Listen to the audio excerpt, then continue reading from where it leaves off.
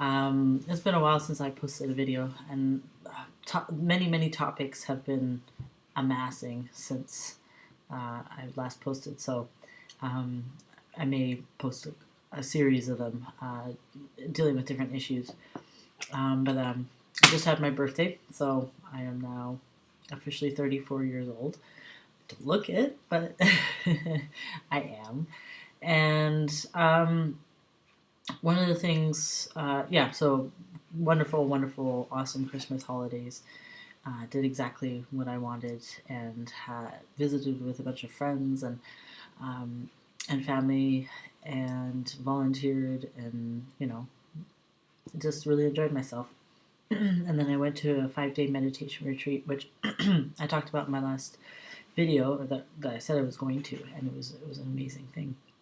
One that I'll probably have to kind of do a separate video on because there's quite a bit that happened during that. But I've come back a lot more grounded, a lot more rooted in what I see my life being or unfolding further or whatnot. So yeah, so I really enjoyed that experience. Um, the one thing that I wanted to talk about during this video in particular was to talk about my professional transition, which I think I've in previous videos I've kind of piece here and there provided pieces of it, but never kind of talked about it in its totality. And it's not until reflecting kind of with hindsight that I realized that it went really well, and it's not like I had this grand vision from the get-go. It's something that kind of evolved organically, and I think that's a really good approach, one that had a mixture of kind of in-person meetings and kind of virtual reach. Because when I first embarked on transitioning in my job, it was a very daunting task because I know a lot of people. I'm an independent consultant, so I have my own business, and so I had a lot of fear around it in terms of what people's reactions would be, and whether they wanted to continue to work with me. I have a number of different levels of people that I know. So I know people in government, regulators. I work with mining clients, so companies that are either planning or operating mines in Canada, mostly in northern BC and in the Arctic. And then I know Aboriginal groups as well, and depending on their connection with their traditions, they may or may not kind of understand being transgender, even though in some First Nations groups there's this idea or concept of two-spirit folks, and so that is similar, not the same as being transgender. So sometimes there's a real big understanding or a context for what I'm undertaking, and then sometimes there's not. So, and then I often work with multidisciplinary teams. So I look at the social impacts of mining, and there are others on the team that are looking at, say, wildlife or soils or water or archaeology, you name it. There's a lot of different things that need to be looked at within the environmental assessment process. In any case, so at first I didn't know how I was going to do it all. And it's not something that you can kind of do halfway. You've got to do either all or nothing, right? And so for a long time, especially pre-T and early stages of T, I kind of held back. And it's not until my voice started really changing that I said, okay, now I've got to, I can't just be having a constant cold, right? So, and of course my physique is changing as well.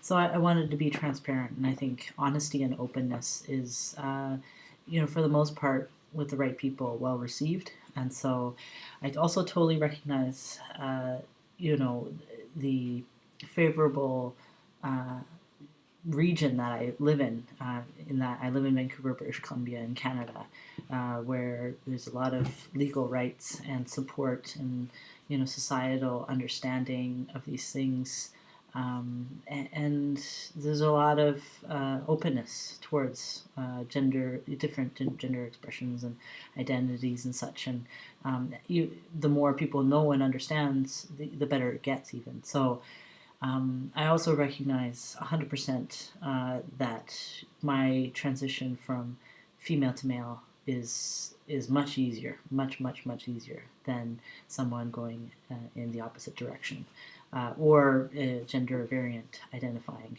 And so I see that, especially within a male-dominated field such as mining,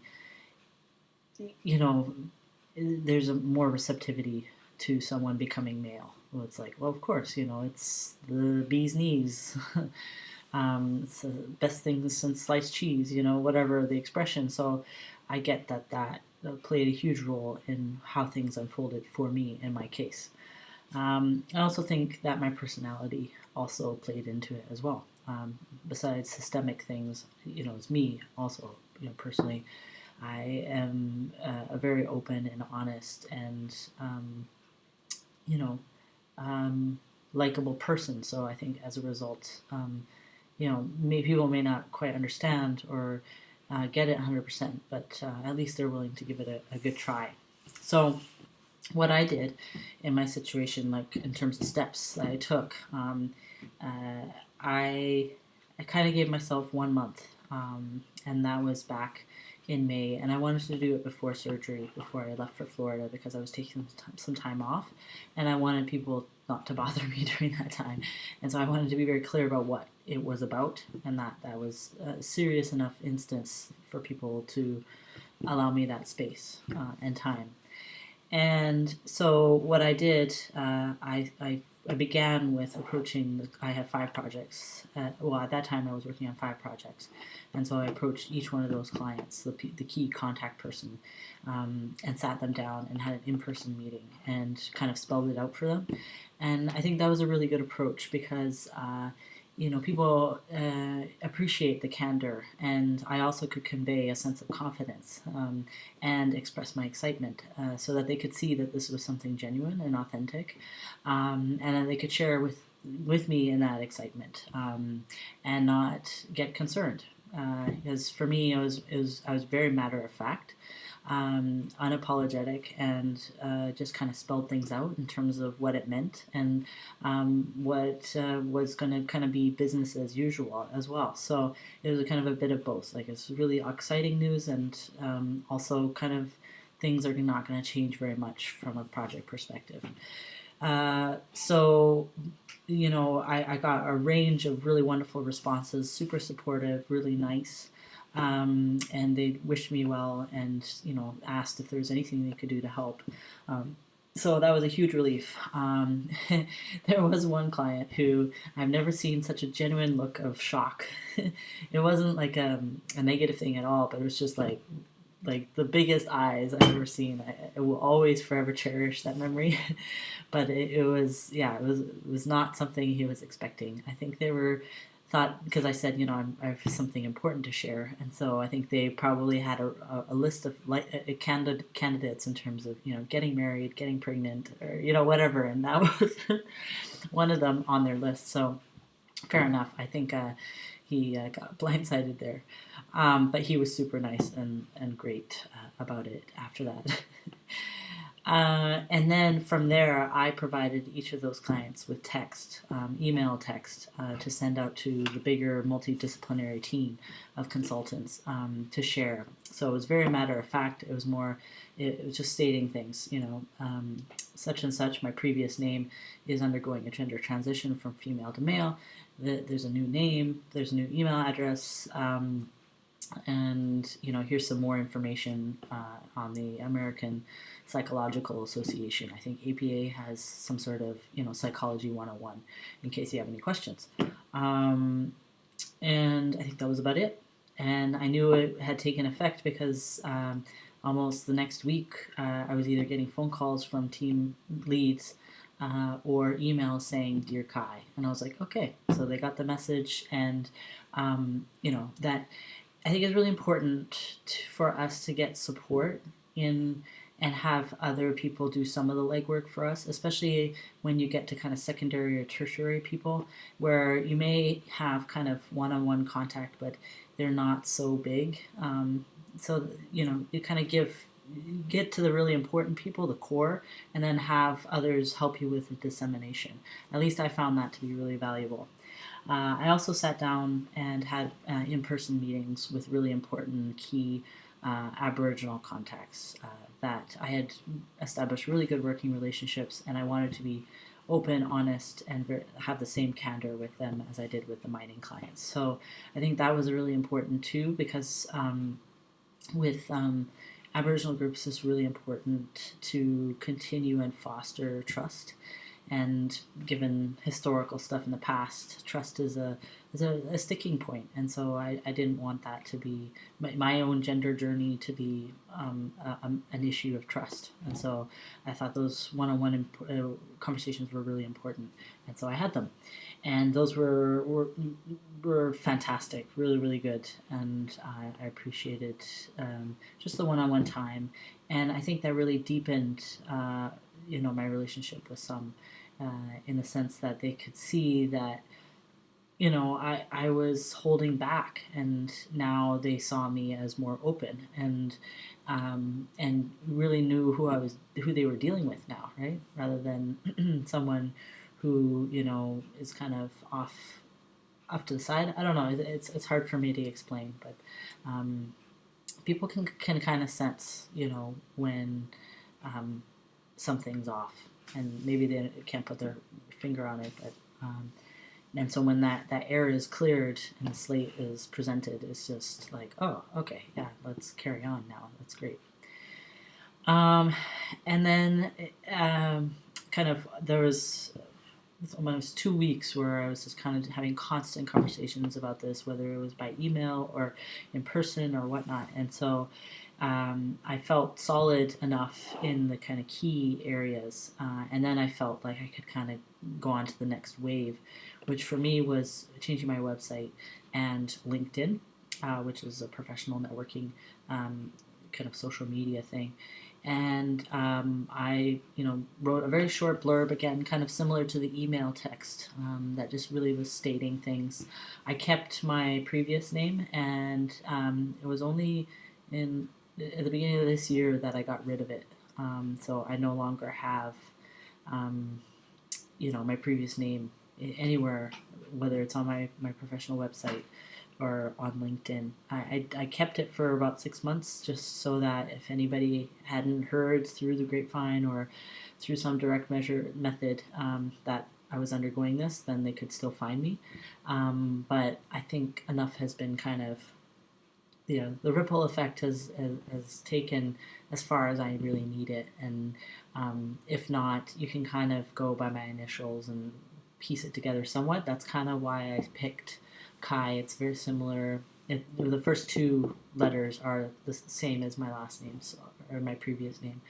So that helps. So I did that on LinkedIn website. And then the next piece was actually a really important one, and that it just worked out perfectly in terms of timing, and that was a conference. I went to the International Association of Impact Assessment, which was in Calgary, and I went with a bunch of fellow practitioners, and so they already knew what was going on and what the situation was, and so it was just telling this next wave of people that I know in my network.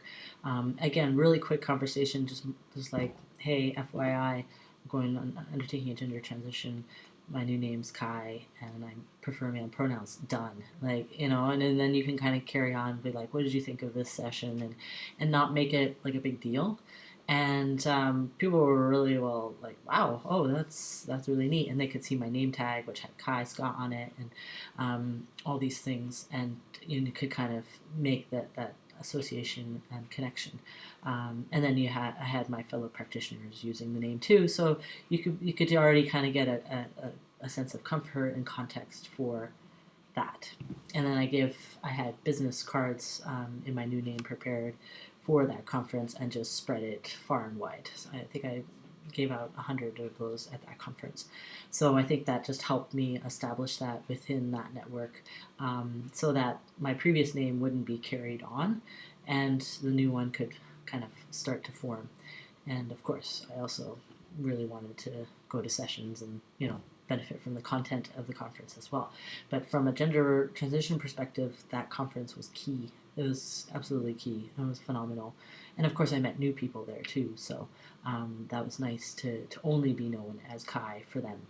So I'm sure I'm missing something else. I'm happy to answer any questions about transitioning on the job or as an independent consultant or your own business owner. There's a lot of kind of engagement style techniques. Where as I said, the direct contact is really key. I know it can be nerve wracking, and it's you have to bring a lot of confidence to those situations. But I think that speaks volumes to people who are working with you. If they can see that this is the right thing for you and that you're happy about it, you're relieved that it can increase your productivity because you're not tied up in dysphoria and whatnot, then I think people are more than happy to kind of come along with you and help you out in whatever way. I didn't find that people had a hard time with the gender aspect. I thought for sure I was going to get misgendered, but people seem to switch over quite quickly. And those are even people I've known for a while now. So, in fact, that's gone more than awesome, and I'm really thankful for that because that's helped increase my confidence. And it's true that as I get rid of and address different matters of dysphoria, my capacity for work has increased exponentially. So who knew that was also at play? I didn't realize that. So I was already high functioning with dysphoria, but now I'm like crazy functioning. I don't know. Anyways, message me if you have any questions or you want me to expand on anything. But that's kind of some of the steps I took, and it went really well and continues to go really well. Anyways, hope everyone's doing well, and talk to you soon.